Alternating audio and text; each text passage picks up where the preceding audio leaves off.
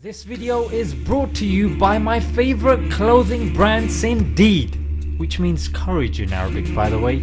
They ship worldwide, but they also have a shop here in the UK, in Birmingham. Be sure to pay them a visit. You'll definitely walk out with something you like. Top Arsenal football player Mesut Ozil has spoken out against the Chinese oppression of the Muslim Uyghurs on his Instagram page. Assalamu alaikum guys, and welcome to another episode of Smile to Jannah. Smile to Jannah. Now here is what Ozil posted, quite courageously I thought. O East Turkestan, the bleeding wound of the Ummah, the community of fighters who resist the persecution, the glorious believers who are fighting alone against those who try to forcibly take them away from Islam. Qur'ans are burnt, mosques are closed, madrasas are banned, religious scholars are killed one by one.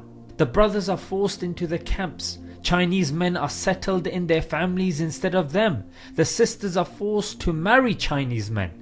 Despite all this, the Ummah of the Prophet Muhammad sallallahu alaihi wasallam is silent, doesn't object or say anything. Muslims are not supported. Don't they know that consenting to persecution is persecution?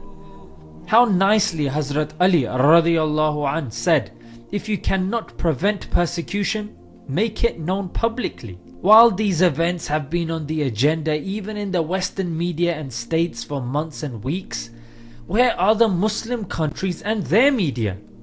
Don't they know that staying neutral when persecution is carried out is despicable? Don't they know that what our brothers and sisters will remember about these sad, tough days years later is not the torture of the tyrants, but the silent us, their Muslim brothers? Oh Allah, help our brothers and sisters in East Turkestan. Undoubtedly, Allah is the best of planners. Now that was very daring of somebody in his position to do. Of course his team would be celebrating, promoting and supporting such an individual. I mean, he did speak out against oppression of minorities, terrorism, whatever you want to call it. Yes! Well, not quite. Arsenal seems to have distanced themselves from Mesut. Really? This may be because a short while back something very similar happened in the NBA. Someone spoke out against the riots going on in China and then they lost out financially. So Arsenal did not want to make that same mistake, mate. What? Ironically, however, they got penalised anyway. China cancelled the live coverage of Arsenal versus Manchester City. Why would they punish two teams and 1.3 billion of their own population? I hear you ask. Think of China like the mafia. If you fail to repay them for whatever reason, when you finally do so, they'll break your legs anyway. You know, to send a message. It's not about money, it's about sending a message. Mostly to the other people in case they dare to also speak out. But of course they're not gonna speak like this in public, yeah? They said something like their fans were disappointed with Ozil's comments. Get off here, man! Really?